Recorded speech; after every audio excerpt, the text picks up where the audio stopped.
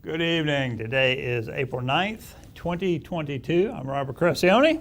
I'm John Gatsis. Welcome to the show tonight. We are in the 73rd week of the globalist woke insurrection in this country. And I have just one question for the audience tonight, and that is, are you better off now than you were a year and a half ago? Think about that for a minute. You know, we didn't have this rampant inflation a year and a half ago. Right. We didn't have all of the nonsense going on with well, we did have a lot of that nonsense with the woke crowd going on. Yeah, we still did. But we didn't have the mean tweets. Yes, we did have the mean tweets, but you know what? I kind of enjoyed those. Right. I really didn't have a problem with them. And, you know, I would, well, that's just like Ketanji Brown, Ketanji Jackson Brown, who was just confirmed to the Supreme Court, to sit on the Supreme Court. You know, I am furious. I am really insulted because they put her there for two reasons, and two reasons alone. One, she's black. Right, check box. Two, she's a woman. Right, check box. Now, but she's not a biologist, so does she even know she's a woman? Well, I don't know. I'm not sure about that. How do we really? How do we know? I mean, all that seems rather nebulous at this point to me. I mean, Biden said he was going to name a woman. It's like, well, what do you mean by that? Well, can you define it? Yeah. I thought you had to be a biologist to make that definition. Evidently, that's a new standard. I don't know. I'm not aware of that because, you know, I grew up on a farm and it was pretty easy to tell, you know, gender out there. Right. But for the record, I mean, when they asked her that question, all she had to say was a human adult female. Exactly. That's the definition of a woman. Exactly. For legal purposes, for common sense purposes, for any purposes, folks. Yeah, I agree. I mean, seriously? I agree. But, you know, I'm absolutely insulted by that. And before anybody gets in a wad here, I don't give a fat rat that she's black. Right. I don't give a fat rat that she's a woman. Right. What I care about is the fact that neither of those qualities indicate judicial prowess. They don't. They don't indicate any character. And the one thing that would have maybe given us a clue as to her innate judicial prowess were her LSAT scores, which they wouldn't release. I wonder why that is. Yeah. You know, it just infuriates me. This is the essence of peak insanity. That's right. Peak insanity. That's right. Looked like we got a call, so that tripped someone's trigger. Yeah. So let's see. Thanks for. Well, they decided they didn't want to make their point. I don't know. Call us back. Either that or a very good imitation of a dial tone. One of the two. You know, don't be afraid if you think that it's offensive that I'm offended by the fact that they picked her on gender and race. Right. Then certainly call me. I don't have a problem with you telling me that I'm wrong on that. To be honest with you, I'm not going to agree with you. You know, I mean, of course, were I in her shoes, I'd be happy I got there any way I could get there. I mean, I mean that's how promotions work and all. Right. But if I were a member of a group that she was purporting to represent, okay, yeah, in my heart of hearts, I would feel a little, you know, insulted that, okay, she's there because they feel like they have to pick somebody who fits these various categories, you know, black or female, you know, and basically what they're saying is we're going to disregard all the people who may be, you know, she may be the best qualified, but she may not be. Well, you know what? If she was the best qualified, make that case. Well, and I'd be more than happy to listen to that. Well, and of course they would argue that, and I think it's patently contradictory to the traditions and the merit-based traditions of you know this society. They would say, well, you can't disregard her race and sex. That is one of the integral factors that she brings to bear in rendering judgments about things. And to that I say, you know, baloney. Okay, that's nonsense. She needs to be able to, I mean, the idea of rule by law is that you judge solely based on the interpretation and application of that law.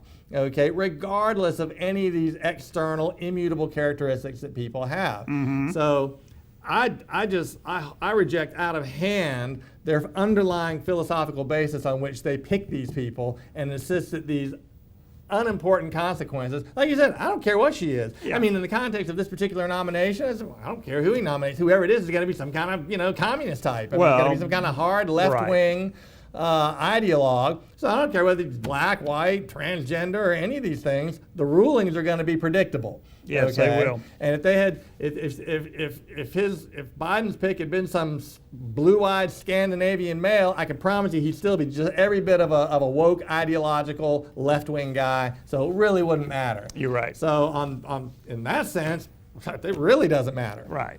Well, we knew that he was going to appoint someone or nominate someone just like he nominated communists to the Federal Reserve. I mean, communists. That's just not us being hyperbolic here. I mean, that literally, this is someone who was educated in the Soviet Union and whose thesis papers were extolling the virtues of Marxist economic theory, and who never really renounced any of that. These are the kinds of people that are being floated and nominated. Fortunately, some of them, we still have some tiny, infinitesimally small vestige of common sense in the Senate, and some of these people are getting flushed. Well, they should. Yeah, and she's one of them that did. She and I think Sarah Bloom Raskin for similar reasons. Well, speaking of flushing, we need to flush some of these senators out. Absolutely. These Olympia Snow, Lisa Murkowski. Right. They need to go. Susan Collins. Susan Collins. Yeah. I'm sorry. Yes. Well, Susan they're Collins. interchangeable. Yeah, well, they are. I mean, they are. Right. But recycled. A recycled Olympia Snow. Well, if you look at the entire Biden administration, they're all rejects who were recycled from the Obama administration and prior. That's right. And if they weren't rejects from the Obama administration, they were rejects from the Bush administration. That's right. A few of those slip in here and there as well. But yeah, it's hard not to have contempt for the entire political class. It absolutely is. It absolutely is. If you look around, if you look at the situation we're in right now, we have rampant inflation. We have fuel prices that are through the roof. Right. You go to the grocery store and pick up a couple bags of groceries, and it's $85. Right. What are eggs now? Something like $4.69 a dozen? Yeah. It's ridiculous. Milk is through the roof. We have calls to completely shut off the fossil fuel industry. Right. And then they claim that it's the oil companies that are the reason that prices are high. I mean. Yeah. And if it's not the oil companies, it's Putin. Really, somebody please. Are you buying this stuff? I mean, are you buying these explanations? Does anybody, really believe in any of this? Or are you just saying, you know what, I hope we get past this and I have enough, money to buy some food? That's a good question because, I know that we have people who are going out there right now reciting the typical line from CNN and MSN that this is all Putin's fault. We wouldn't have any of this inflation if it wasn't Putin's fault. Well, which even a lot of the left-wing organs are saying, that's not right. I mean, you can track fuel prices well before the Ukraine war erupted. Well, we've shown the charts on here. They were going up when it looked like Biden was a shoo-in. Right. When they felt that they had in place a sufficient corruption of the voting system to usher an old semi-senile individual man in. Fuel prices started rising because they knew that on day one he was going to do what he did, and that was to shut down the fossil fuel industry. He said on the campaign, "I'm going to shut down the fossil fuel industry," and even talk about the fossil fuel executives should be in prison. Yeah, and we have a host of woke idiots, and I'm going to call them idiots because they are. It's kind of redundant, but yeah. Calling for an end to fossil fuel today. We're not doing enough. Well, I just happen to have some numbers here, so let's go ahead and talk about that. We'll change up the schedule here just a little bit. Yeah. All right. Well, I was reading an article today, and wind and solar have broken the 10% threshold on electricity demand. Okay. Now, let's clarify something here. Electricity and energy are actually two different things. Right, electricity is a subset of energy. Exactly. Energy encompasses all things: fossil fuels, nuclear, gasoline, wind, solar, energy. hydrothermal, water, hydroelectric. So 10% of the electricity demand is not 10% of the energy demand. That's right. All right. So when you break it down, of the total energy demand, now this is energy. Right. We're talking energy. Coal right now is 35%. Yeah, that's coal. A big coal number. Alone carries 35% of the global energy demand. That's a big number. Now, conversely, wind and solar provide 36% of 12%. Right. That's provided by all of the renewables. So 12% right now of the total energy demand globally, 12% is provided by wind, solar, water, geothermal, and biomass. Right. So if you actually break those down, you'll find that solar, for example, is probably 1%. Yeah, solar Okay. is still a small solar, quantity. all tiny percentages of the overall energy balance budget. Yeah. Okay, worldwide. Yeah, solar and wind. And when you factor in the energy needed to produce the wind and solar components, it's even less, Yeah, because they're right, consuming some right. of that energy themselves. It's not particularly efficient. No, it's not. You know, energy, coal, fossil fuels, gas, all of those things are energy. And when you hear these people talk, when you hear these people get up in front of these crowds like Greta Thunberg, Yeah, well, and some of these others, why anybody's listening to a 16-year-old or 18-year-old autistic girl, you know, who just gets up there and scolds everybody? How dare you? You know, why does that carry any weight with anybody with a brain? It baffles me. Yeah. And, you know, Al Gore. Again, well, you know. John Kerry. I mean, he's not 16 years old or autistic, but he's got about the same, you know, intellectual horsepower as far as I can tell. He absolutely does. You know, the projections, you know, they're talking about 2030. Oh, we got to get rid of fossil fuels by 2030. Yeah, impossible. Well, let me say this.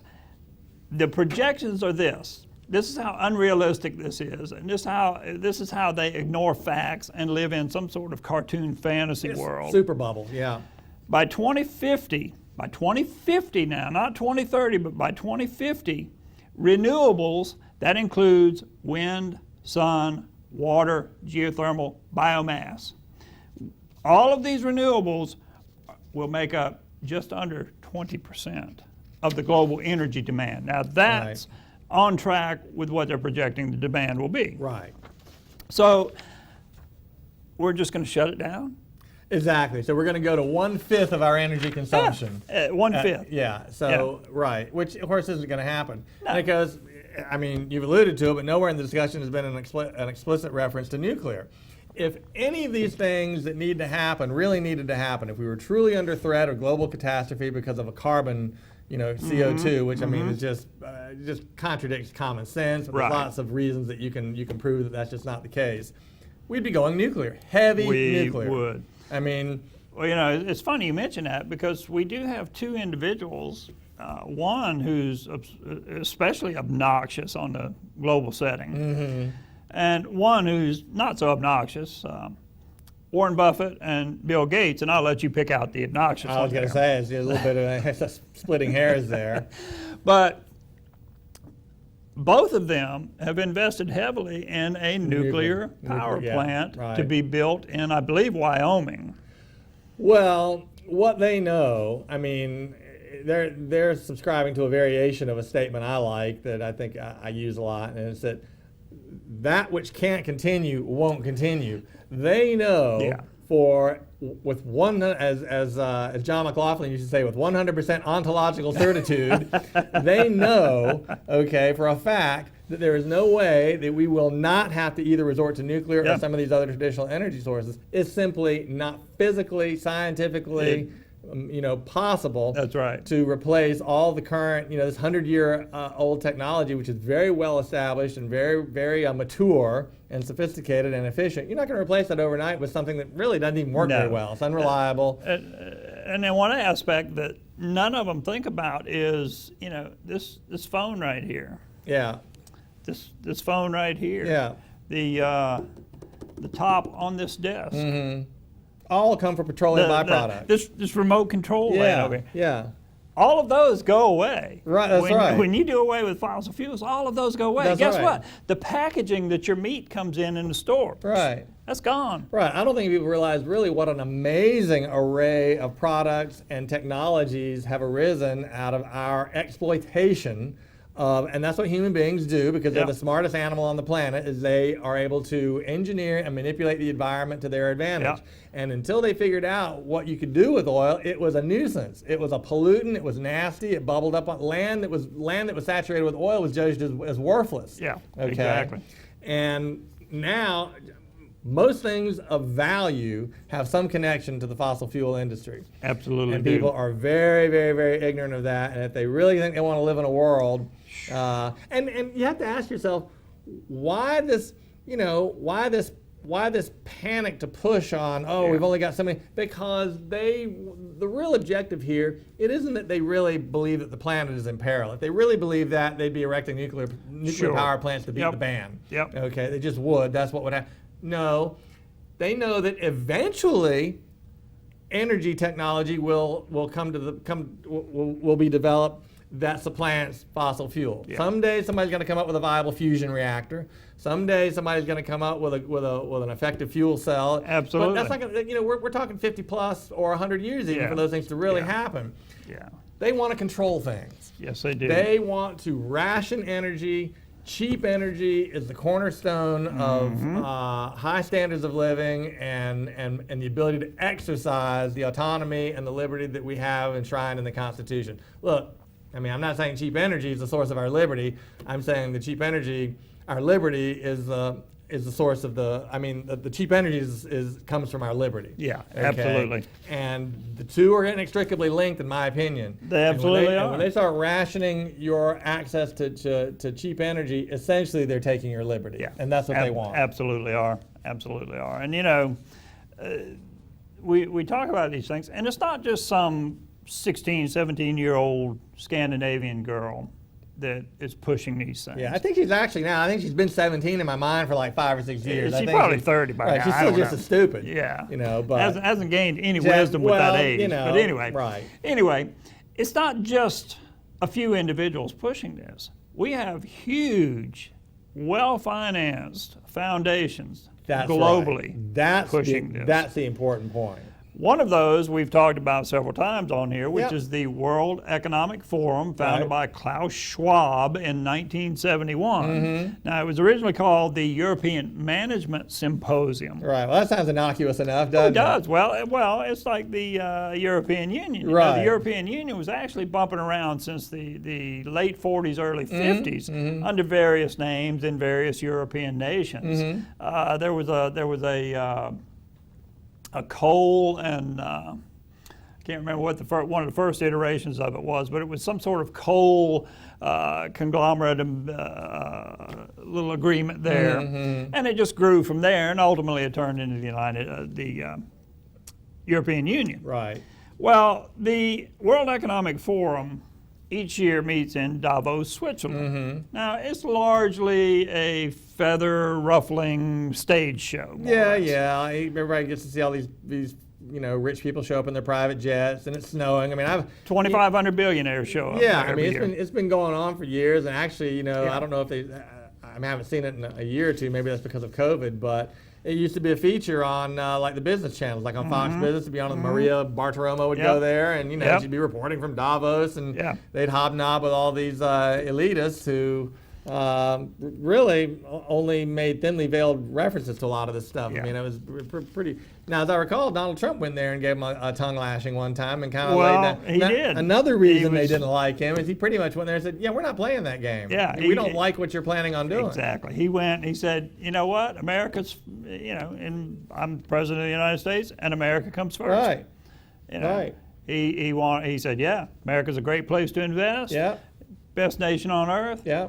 America comes first." Right. They hated him for that. And the thing is, he wasn't saying that all these other countries are no good. He was actually saying if you live in those countries, you should strive to make your country the best. Exactly. Because nationalism and borders are manifestations of human nature. Yes, they are. Okay. And to deny that is really, to me, it's not as obviously crazy as our denial of gender and obvious biological sex roles. That's just off the charts nuts. But I guess they figure if they can subdue us or subjugate us with that kind of thinking, all this other stuff is going to be pretty easy. But to me, to deny the natural inclination for people to want to have sort of tribal identities, national borders, and to collect with like-minded people, okay, that's also equally irrational and illogical. Yeah. Well, unfortunately, we've got to take a little break. when we come back, we are going to talk a little bit more about the World Economic Forum and what their philosophies are. Okay. So, yeah, you really need to know these things, so stay tuned. It is. This is the issue of the day. It absolutely is. So we'll be back in just a minute with more America in Danger.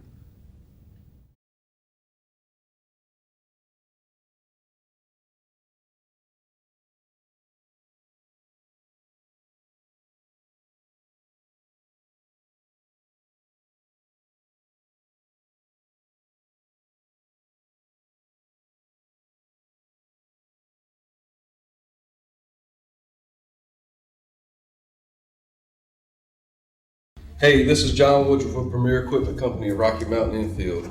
Been shopping for a zero-turn mower lately. You've probably noticed that inventory is getting hard to come by. So come on down and see what we've got. We've got a showroom full.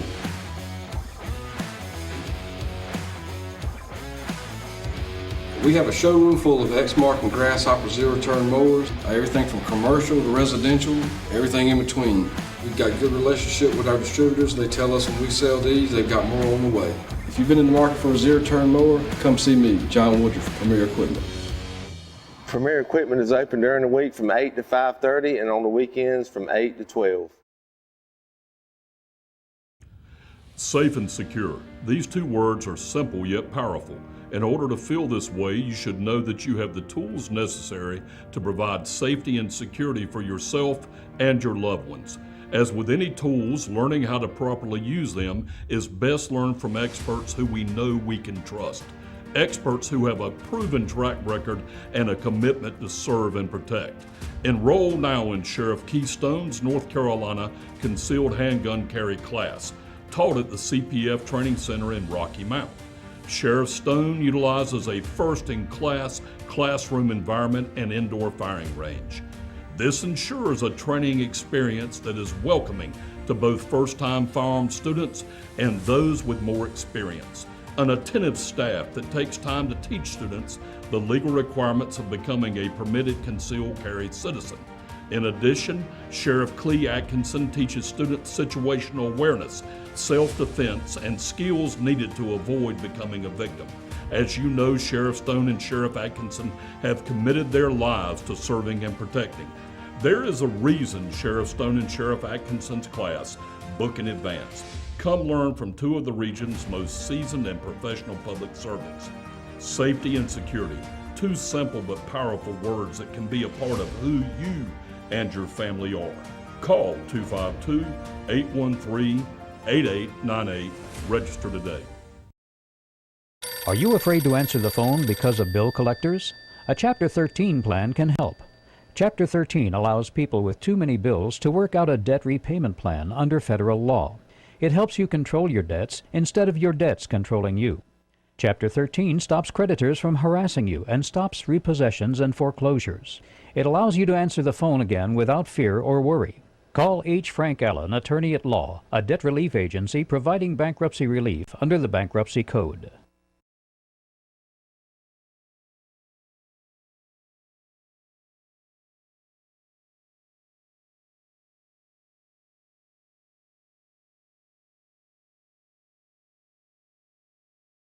All right, we are back. Now, as we were talking about earlier, the Davos gathering of the World Economic Forum with 2,500 plus billionaires that show up every year. Yeah, they didn't invite me. I'm afraid I haven't gotten an invite ever. Yeah.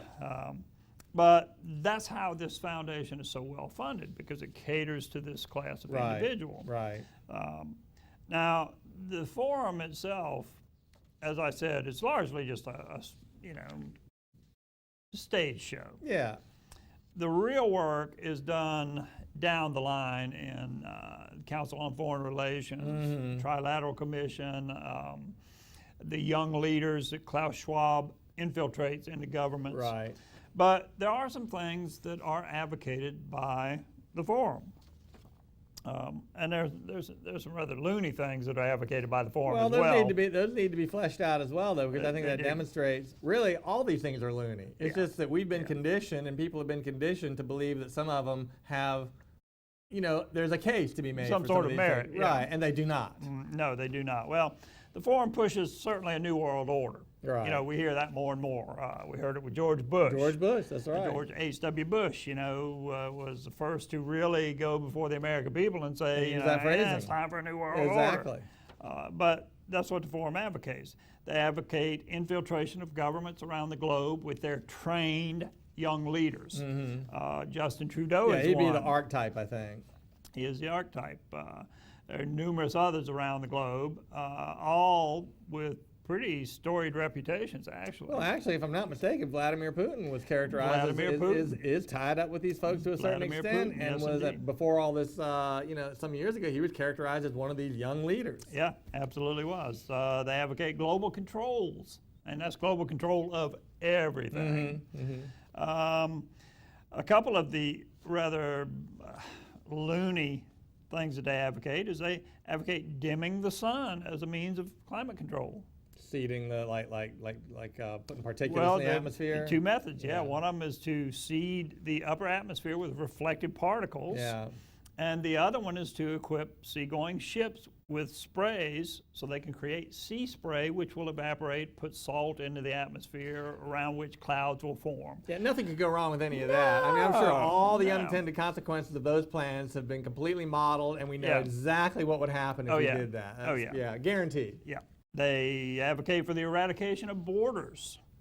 They advocate for a wealth tax. Now, everybody talks about this wealth tax. Even Joe Biden talks about it. That's right.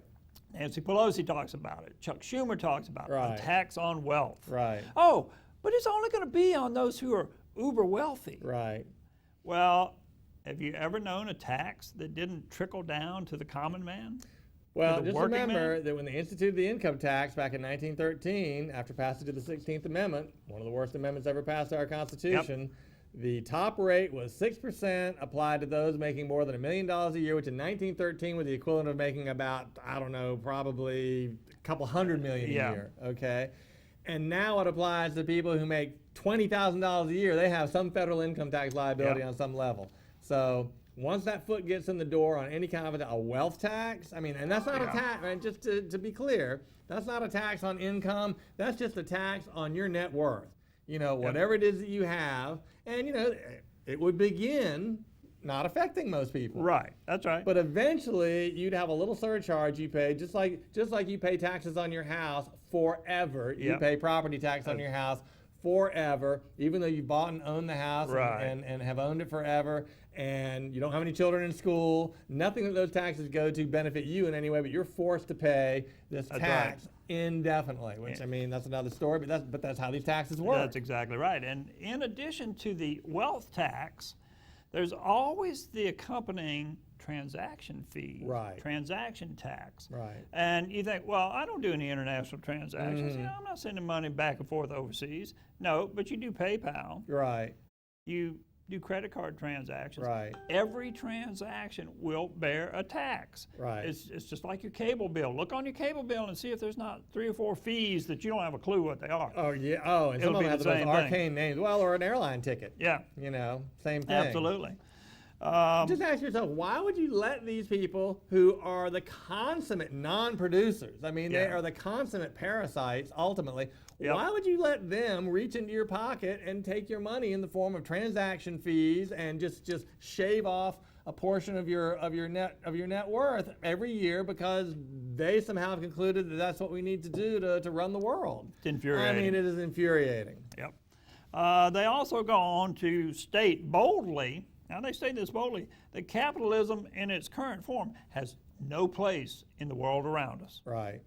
Now, you know, capitalism, I don't particularly like the term capitalism because it means different things to different people. Well, for one thing, it's a term that was coined by Marx. Absolutely is. It's a term that the left uses. You don't see the word capitalism anywhere in any books of the classic books on free market economics. That's Adam right. Smith didn't write about capitalism. Exactly. But what has come to symbolize for Americans Right. is free market That's economics. correct. Right. Now, in some form and- or another. And that is exactly what the forum is attacking. That's right. Is free market economics, because the ultimate capitalism is simply ownership of the capital. Right. That's right. You Ownership own and control. the means of production. Right. The Chinese communists are capitalists. Are capitalists. That's right. just look out at, you can go down to Morehead Port, or you can go to any port around the world, and you see the COSCO ships. Right. Those are owned by the Chinese military. The Chinese military is a capitalist Right. organization who handles all the shipping. We're not talking about the big box discount, No, you know, not Sam's Club not type of place. Costco. Right. This is Costco. Costco. Right. COSCO, the Chinese Ocean Shipping Company, Yeah. and it is run by the Red Army, The military, the Communist PLA. military. That's right, the PLA, the People's Yep. Liberation Army. Now, Forum also pushes for excessive government spending Yeah, and pretty much confiscation of all wealth. right. You know, they want to give you what they deem necessary and take from you everything that they want. They prescribe austerity measures. They love austerity measures. Well, clearly, the COVID thing had demonstrated Yeah. that. They want tighter fiscal control from a centralized supranational body. And, you know, they don't even really make very good arguments for why they want these things. No, no. What, I mean, Well, it's the typical scare people a little bit about something and then give them the solution. well, you know, you'd think from all this that somehow world poverty was up and that all these metrics of you know, human quality of life were somehow going in the wrong Yeah. direction, but they're not. That's They're exactly not. right. If you actually look at the numbers, in every country, even including the communist ones, in every country, standards of living are higher, quality of life is higher, largely because of commerce and market activity. Exactly. Okay, not in spite of it.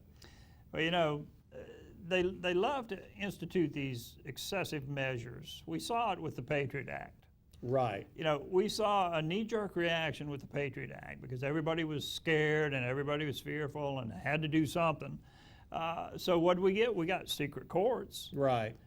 and we saw how those turned out. And going to the airport is a giant pain. It's a giant pain. I hate flying. I mean, frankly, I say this half jokingly, but to me, it'd almost be worth just taking the risk occasionally of having something just to not Well, have to deal with that because the risk is would. small. There are the Israelis do it a lot differently than we Right, do. that's right. They've got it down to a fine science over there, Well, and first it's of not all, done like we do it. If you really believe want to me. eliminate those threats, there's other ways to do it Other without ways to do impinging it. on the liberty That's of the right. American people. Well, one, you can close the southern border because That's we've got correct. We terrorists don't seem sticking to have an into the we don't country seem to have right an now. inclination to do that. That's a whole other topic too. Yeah. Well, the World Economic Forum also promotes redistribution of global wealth. Oh, of course. You know, they want to do that. Now, Klaus Schwab, the founder, Professor Schwab, Professor Schwab. all Professor right. Schwab, wrote this in his book. He said, "In the future, you will own nothing, and you will be happy about Right. it." Now, that's pretty terrifying. Well, it is, and unless you think that's hyperbolic, there are already things. A lot of the big companies are moving in that direction. You know, Apple is looking at a model where you don't actually own your iPhone. You get on a plan where you rent the phone Yep. from them. You know, BlackRock, you look them up if you don't know who they are, but they're a big, giant investment entity. Anybody who's got any kind of a savings portfolio or retirement portfolio probably owns the BlackRock. Probably so. Right. Okay. They, in addition to aggressively not funding and investing in fossil fuel companies, they have also embarked on a project to acquire as much real estate as they can. So they're basically buying, you know, in the next big housing bubble crash, and I think we may be headed for one of those, possibly a 2008, 2009 type thing. You watch who ends up buying up a lot of the distressed real estate. It's going to be these entities, and they're trying to make it so that people in the future will not be able to be owners, be homeowners. Okay, Yeah, well, that's one of the goals. They So don't that's want kind of you what to he's own talking about. anything. Is that Yeah. you'll own nothing and you'll be happy. And you'll be happy. Right. Yep. Well, really, and let's not to put too fine a point on it, but this is all wrapped up in fancy speech. But basically, it's communism, folks. They're Absolutely. talking about a Marxist model where a handful of people at the top control the entire wealth, not just for a nation, but for the whole world. Exactly. Okay. It's Exactly. the Chinese model applied to the world. Well, that's Justin Trudeau. I mean, Right. he admires the Chinese dictatorship, Right. the basic Chinese dictatorship. Well, you know, we're not the only ones that recognize this. There are many people that recognize this. Joe Rogan recently interviewed a gentleman who revealed a good bit of this. Right. There is an Australian senator in their parliament over there who actually read this into their equivalent of their congressional record. Right. And I want to run that video because I do have Okay. that video, and it's video 1. I always like watching the Aussies talk a little bit. So, Lee, if you could cue that up, this individual completely exposes the World Economic Forum for what it is. And what's funny, he said to wake up and have an Australia that they don't even recognize, but That's already the kinda things happened. that went on with COVID, Yeah. it's already unrecognizable. So, Lee, if you'll run that video for me, take a look at this, and we'll be right back.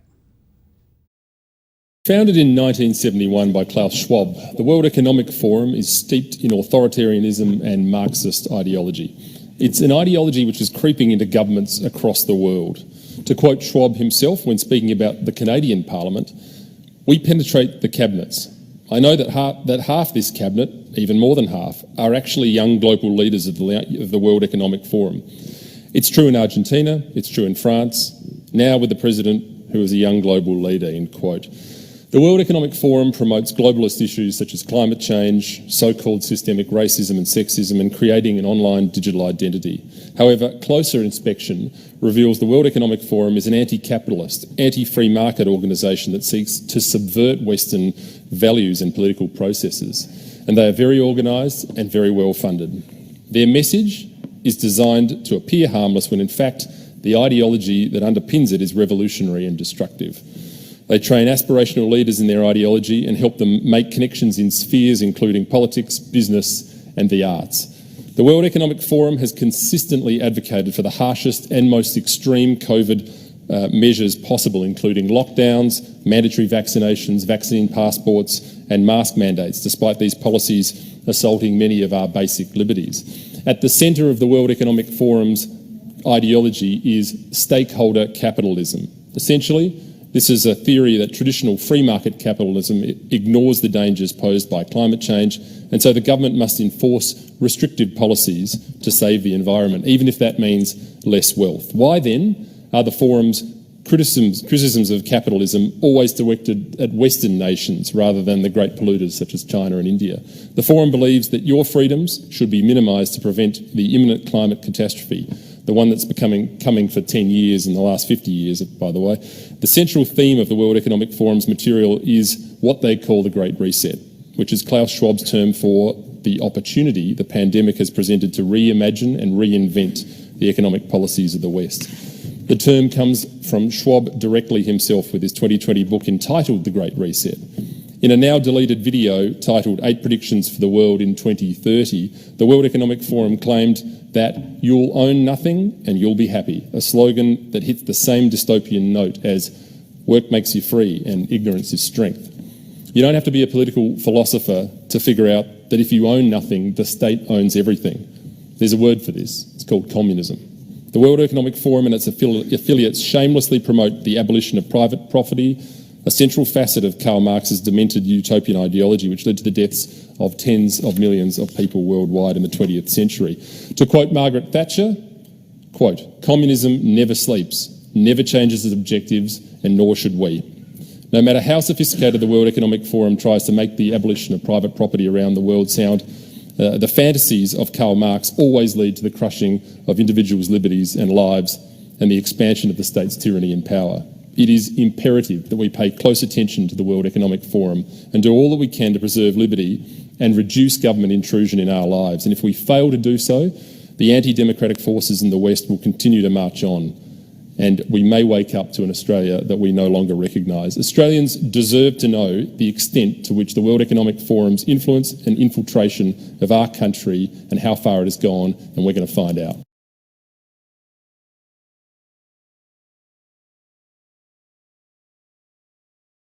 Yeah, what a fantastic summary. tell you That's the what. first time I've seen that actually. Yeah. Really Yeah, good it is. summary of the circumstances. It is. He didn't miss a beat there. Well, and he said something that I thought was prescient, and sometimes these little phrases are good for people to seize on, and I think this is one of them. If nobody owns anything, that means the state owns everything. Exactly. That's that's profound. It If absolutely you haven't is. thought about it, okay, because that's what that means. Yeah. All right. Well, Yeah. that's not a situation I think anybody would be real happy with if they really think about it. I don't think so either. And in fact, that reminds me of a little video that I've got, and I've shown it before. It's called The Essence of Liberty. Yeah. And it's a little animated. There's no speaking. It's just all written. I'm gonna run that next week. Resurrect because that, yeah. I think people need to understand the principle that we're talking about. You know, nobody owns anyone. They don't have the right to own anyone. That's right. And if the World Economic Forum says you'll own nothing, right, that means you won't even own your own labor. life. Yeah, you don't own your labor. You don't own your productive capacity. That's exactly right. And that's a very dangerous thing. Right, and that's a central tenet of constitutional liberty, is that you are the owner of your productive efforts. Exactly. You own your life. Right, despite 1,000 different ways that politicians, have attempted to erode it. And I want to say, too, another thing.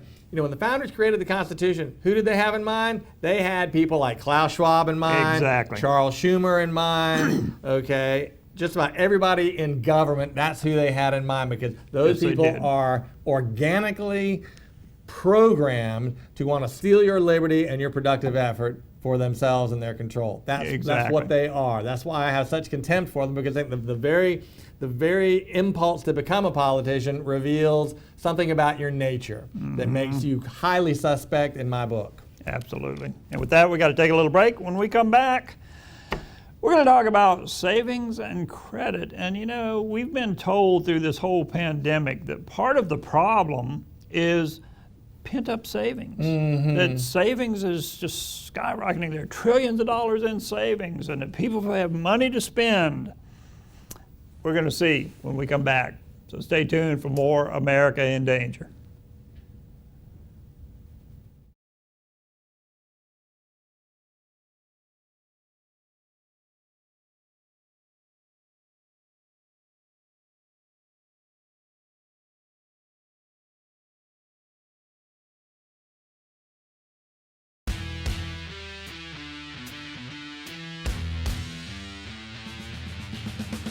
My name is Nicholas Bellamy with Premier Equipment of Rocky Mount. I'm going to talk about the 1635 Mahindra.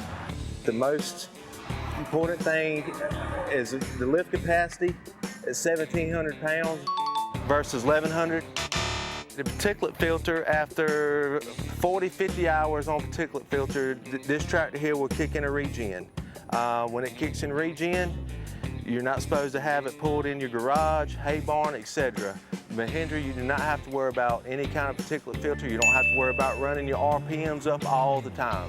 On the Mahindra tractor here, like I said, you can see how well built the rear end, and it's very heavy cast iron metal. On the competitor over here, you can see it's aluminum. No telescopic lift arms. Come on down here today. We want a chance to earn your business.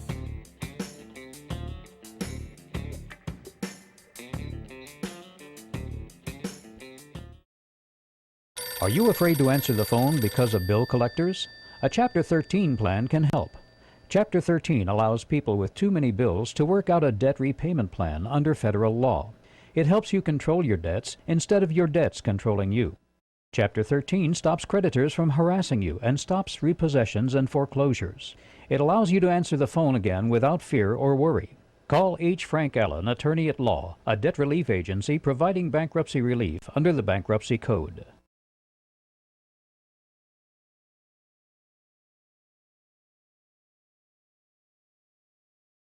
All right, we are back, and we've been discussing the World Economic Forum, Klaus Schwab, the young leaders infiltrating government, and you made a good point during the break.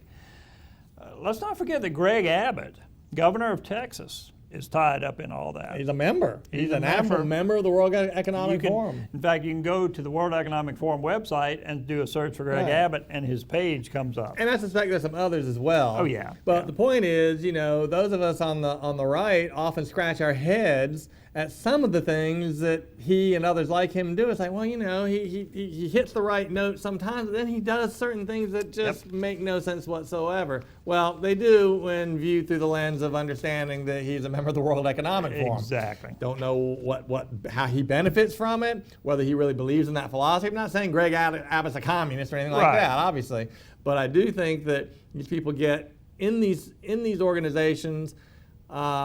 Probably, again, Occam's razor, probably just because he benefits personally from it in some way.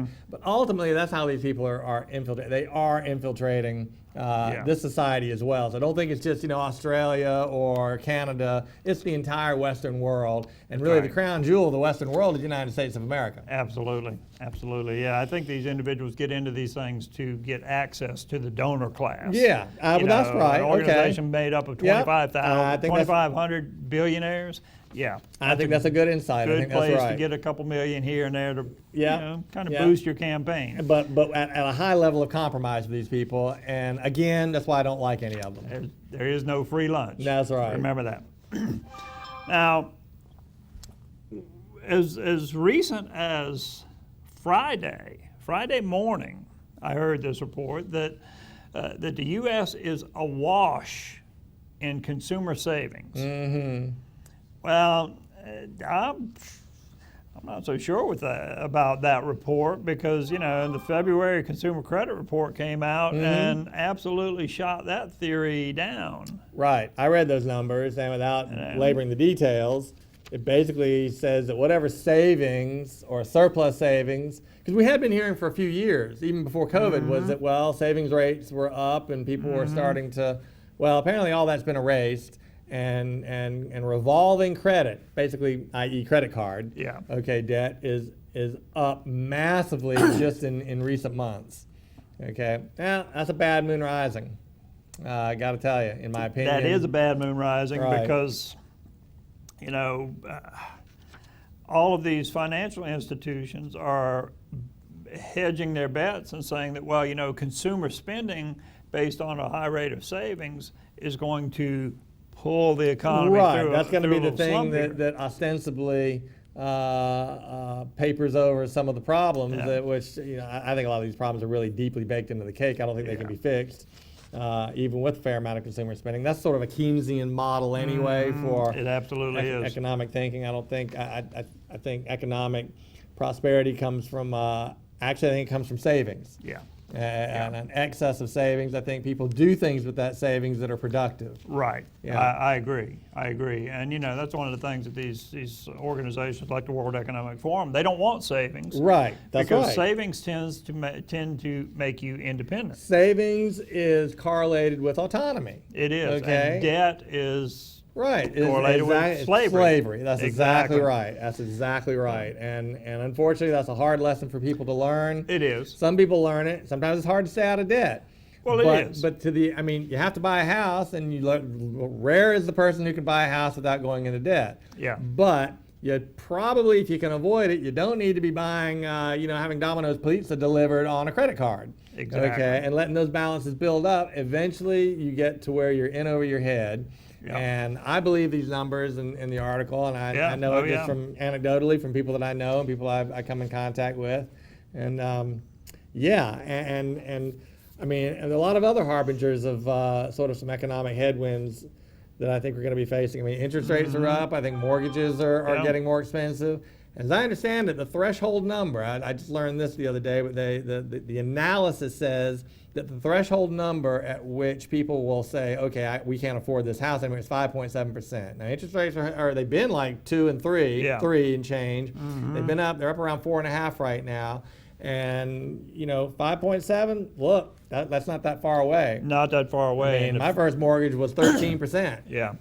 I remember and that was a floating rate deal. So that was an entry level. The prevailing interest rates in those days were 15-16%. I remember those days. Yeah, I mean, when you were making a house payment and 90% of the payment every month was interest. Well, but on the flip side, see, if you're a saver, okay, that was a better environment. I remember my father. He had a lot of his money was just invested in CDs. He'd rotate certificates of deposit, which at 12, 13, 14% interest allowed you to earn a good bit of money. Yeah. So these low interest rates encourages debt.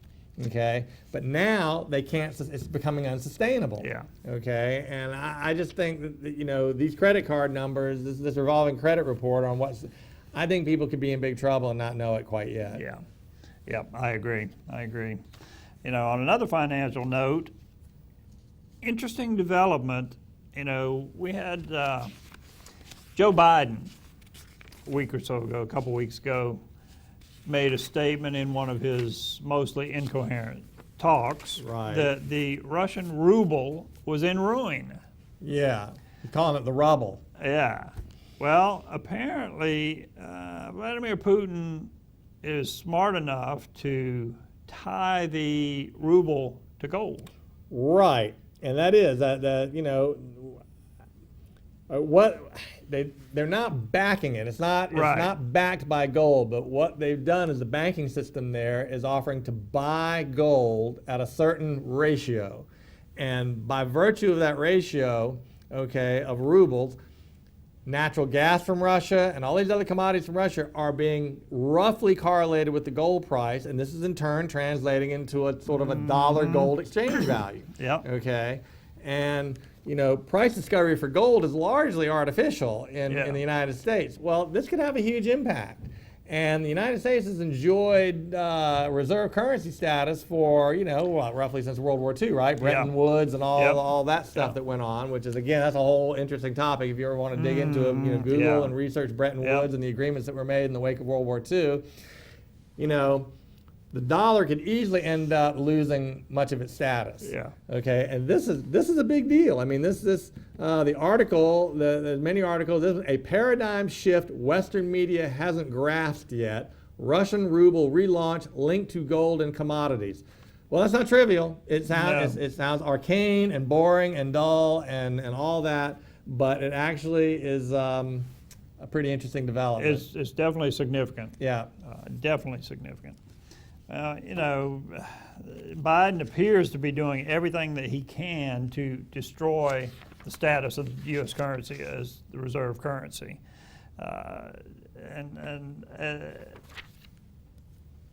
We don't need to lose that, regardless of what anyone thinks. You know, how guilt-ridden people here are. Well, you know, the woke crowd may be. A large measure of our standard of living has derived from the fact that our currency is the reserve. That's the only reason we're able to print and spend as much money as we are without it having just a giant. I mean, the reason we haven't had as much inflation as we have over the last 30, 40 years is because many of those dollars leave and they're traded in the world in different settings where the inflationary impact isn't felt as much.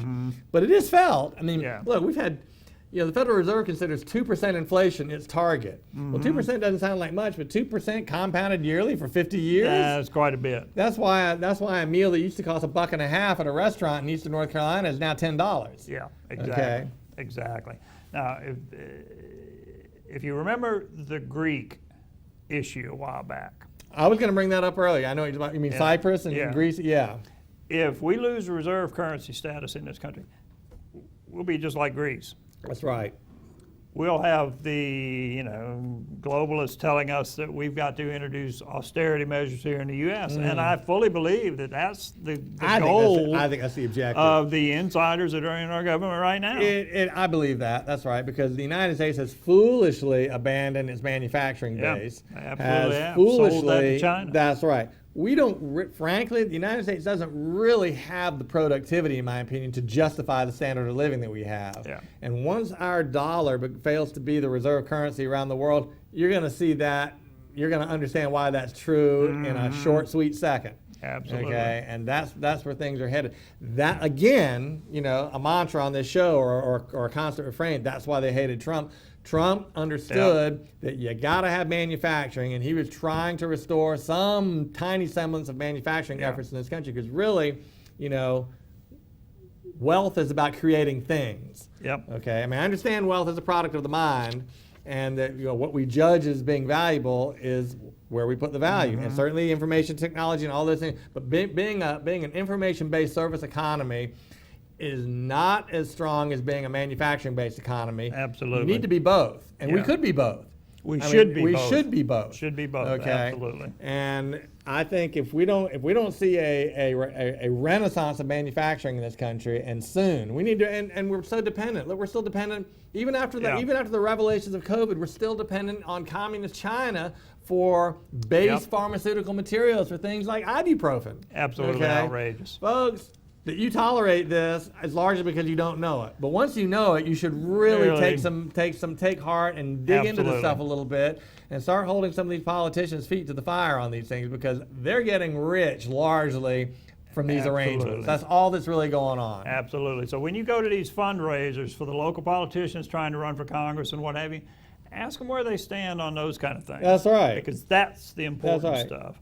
Now, we're just about out of time, but I didn't want to get this in. Georgia is poised to become the 25th state that allows constitutional carry. Okay. Now, constitutional carry, for those who are not firearms oriented, means that you can carry a firearm under constitutional law, under constitutional rights, to carry a firearm without a permit, Right. without a license, with no need to go through permitting through the sheriff or anything Right. like that. Now, Georgia is poised.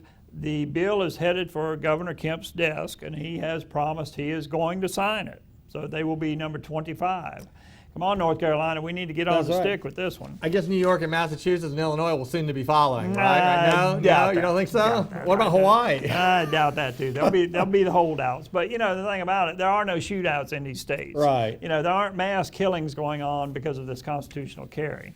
I think you mentioned something today. You know that has to do with self-defense, which is what the Second Amendment is all about. You know we have that right. Well, we have the right. Well, it's well, you know, that's a natural right. Which, by Yeah. the way, you know, digressing back to Ketanji Brown Jackson, she didn't even have a position on whether people have natural rights. Yeah. Okay, that's a red flag right there too. Yeah, it I mean, absolutely and I mean is. red in a couple of contexts. Well, she's definitely a radical Right. activist. Right. There's no doubt about that. But you know, the right to self-defense is fundamental to really every human being. And Unless you live in France. Unless you live in France. And I know it's not, relevant to exactly our politics here, but I think it is since everything is global and since this is the world France is a good example of where things are going. You want to see where the rest of the states are going? Look to California. You want to see where California is going? Look to France. Look to France, Okay? exactly. But Macron, I guess, what's his first name? I don't know. Doesn't matter. I'm not sure. Yeah, Macron. There was a case there where a farmer defended himself with a shotgun or something. Yep. Four burglars broke in. And he was alone with his daughter. He shot and killed one of them, and he's in trouble. And Macron actually stated that he does not believe an individual has the right to self-defense. That to me is very, very telling. It absolutely is. And that's the world that they want here. Absolutely. They don't believe you have a right to defend yourself. That's right. Against an intruder or them, and ultimately the Second Amendment is really about protecting yourself against government thugs. But That's right. And if you caught the map up there, we are out of time. Yeah, but the too bad. black states are supposed to be green. I don't know what the color issue was Right. there, but anyway. Tune in next week for more America in Danger. I'm Robert Crescione. I'm John Gatsis. Have a great week. We'll see you next week. Good night.